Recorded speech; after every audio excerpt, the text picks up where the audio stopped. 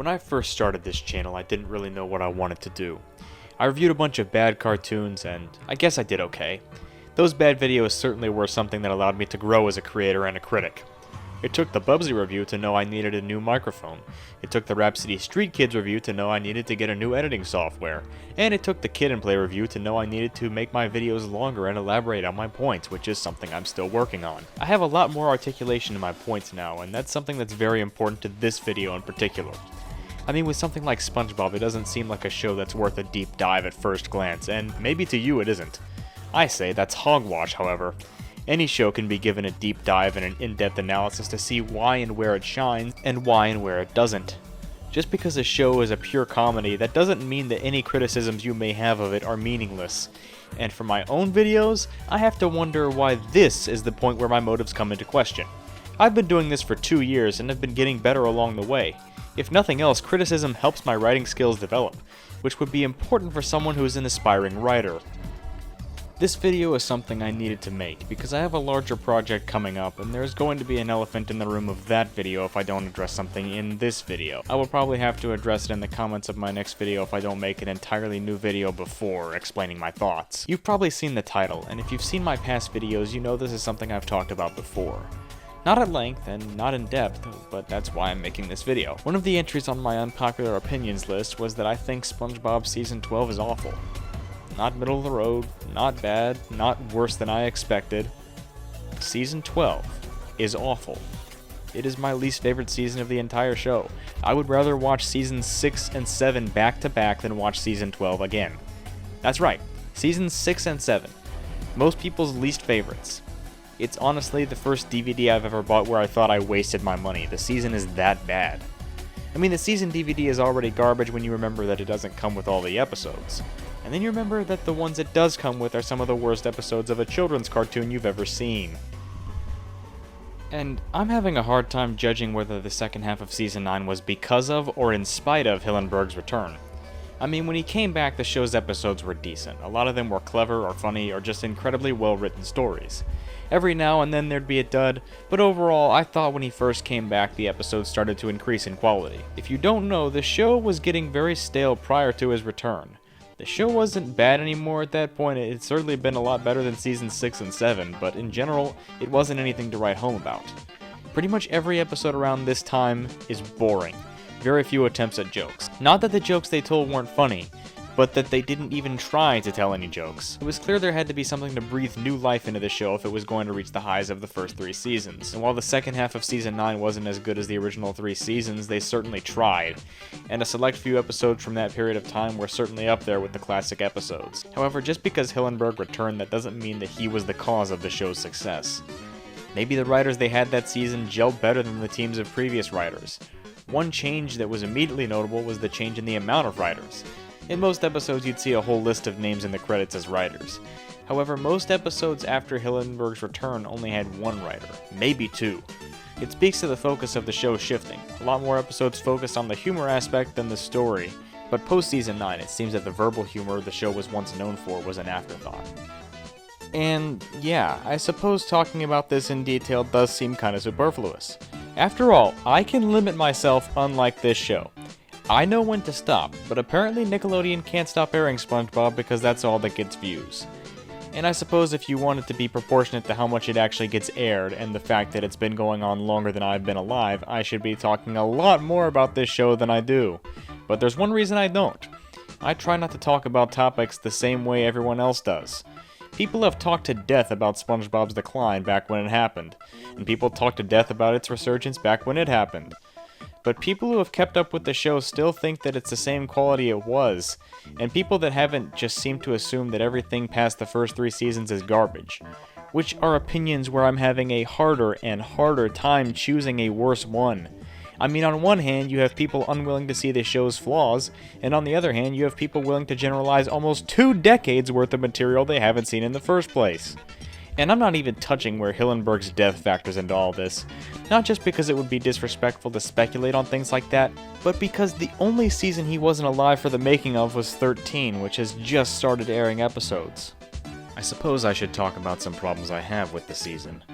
One baseline problem that alone would make a lot of the episodes as bad as seasons 6 and 7 is that Squidward torture episodes have come back in full force this season.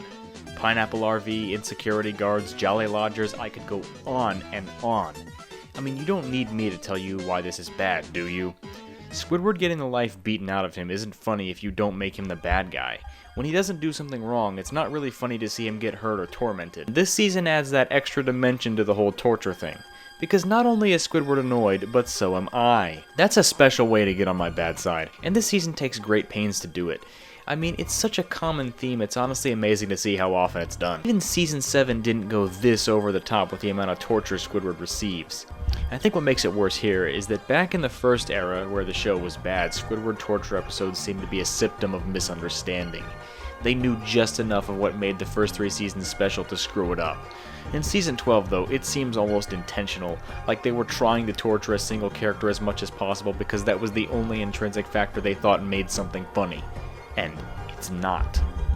Oh, but Brayden, you have to consider the evolution of the show. You'll never catch the lightning in the bottle that made the classic episodes what they were, I hear you say. Sure, that point has some merit to it. But if that's the case, why is the show still airing new episodes? I can relive the first 3 seasons thousands of times and it will be just as hilarious. If the new episodes are never going to live up to that, what's the point of keeping the show going? This isn't like South Park, where the show has been good consistently since 1997. Yeah, I know South Park has its down moments, but so does any show. And Spongebob is a show that could still be good even after the dumpster fire that is season 12. Spongebob is a show that still has potential. This isn't an ongoing narrative where each Jenga block affects the one above it.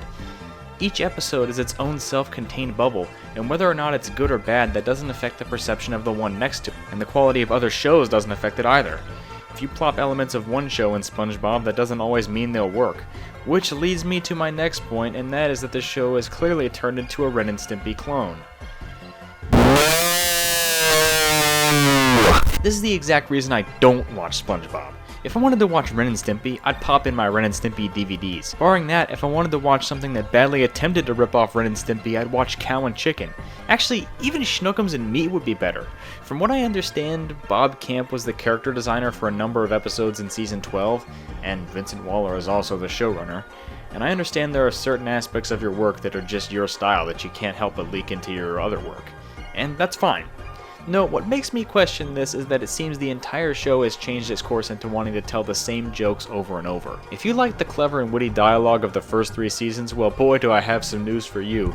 Essentially all season 12 has to offer in the humor department is stupid faces. If the timing is right, they can be funny, but if that's literally the only joke you tell, your show is going to get stale very fast. I mean, who remembers the season 8 episode Face Freeze? That was an entire episode just based on stupid faces. And yeah, it kinda sucks for that reason. I'll be honest and say it's one of the most boring things I've ever had to sit through in my life, and I finished the SAT early. I'm going to be real candid here. Who in their right mind thinks it's a good idea to make your show less diverse in its humor? Chances are, before you even watch a season 12 episode, you're gonna know the only joke that they tell in that entire episode. SpongeBob at this point has become worse than Egoraptor in terms of the monotony and saturation of stupid faces, no disrespect to Egoraptor. At least Egoraptor puts actual effort into his animation. Like, all the direction you could possibly take your show. Why this? It's so detached from any kind of logic. Why would you shift this much in a direction no one was asking you to go? And that brings us to the biggest complaint I have. At this point, the show is becoming incredibly dumbed down. Probably the best example to show you what I'm talking about is the episode The Nitwitting. Presently, it is my least favorite episode of the entire series. You could take the air in an empty coffee mug and it would have more substance than this entire episode. It's just random stupidity for 11 minutes. And not in a funny way or anything like that.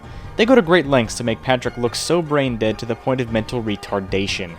There's even a scene where everyone passes around a jar and fills it with their saliva and makes SpongeBob drink it. No joke, that made me gag the first time I saw it. In fact, this is something you'd think they'd be more conscious of considering how badly received it was when they did this in Season 9 with Salsa and Basilicus, and in Season 10 with Whirly Brains. It's like they're doing everything to turn away their audience. I mean, why else would you use some of the least well-received episodes and make them the defining characteristics of an entire season? I'll tell you one thing, I certainly won't be keeping up with the show any longer if it keeps making episodes like this, because it's just sad. So, what is the big takeaway from this video? I've said a lot I don't plan on taking back, that's for sure. I'm fully aware that the show can improve, I have no doubts about that. Something tells me this is as low as the show can go without pulling a Fairly Odd Parents and adding a new character to the cast every season. And if they do that, I might just have to eat my words. Now, how do I justify thinking this is worse than Season 7? I mean, that was a run season. But honestly, it was bad, but it wasn't the type of bad where you can't get any worse. Season 7 was lightly bad compared to what I've seen from other shows. Probably not even as bad as the best thing I've reviewed negatively. Or, allow me to put it this way. The worst episode of SpongeBob Season 7 is better than the best episode of The Nut Shack. But here's the thing about the 7 to 12 comparison. I would have a harder time defending that stance if I took it with Season 12. When you watch as many bad cartoons as I do, you sometimes forget that bad doesn't mean the worst thing on earth, and that's something I have to keep reminding myself with every review I do. Eventually, to keep topping every video I make, I'm going to have to keep talking about things worse and worse, which almost makes me dread doing this for as long as I plan on doing this. But there's one reason I don't dread it, and that's you. The feedback I get is what motivates me to keep going and lets me know that someone wants to hear what I have to say, and I thank you for that. But with the shows I review, I have to know there's something interesting to talk about. And with SpongeBob giving me 2 decades of material to talk about, I'm certainly not going to run out of things to say, especially with the diverse range of shows I talk about. There's just no way at this point to know what SpongeBob's definitive future is. If Camp Coral and the 3rd movie are any consideration, maybe one of the shows I loved as a kid is destined to be on a downward path until someone at Nickelodeon comes to their senses and cancels the show. I fear that some big mistake is going to kill them instead of ending on mediocrity, if they ended the show at Season 10, hypothetically. And I'll tell you where I am right now. SpongeBob Season 12 is slightly better than Fairly Odd Parents Season 10. The only reason the latter didn't get its own video is because it's got to wait its own turn. I'm making a series reviewing each season of that show episode by episode. But that's it for me. Thanks for watching, and have a good one.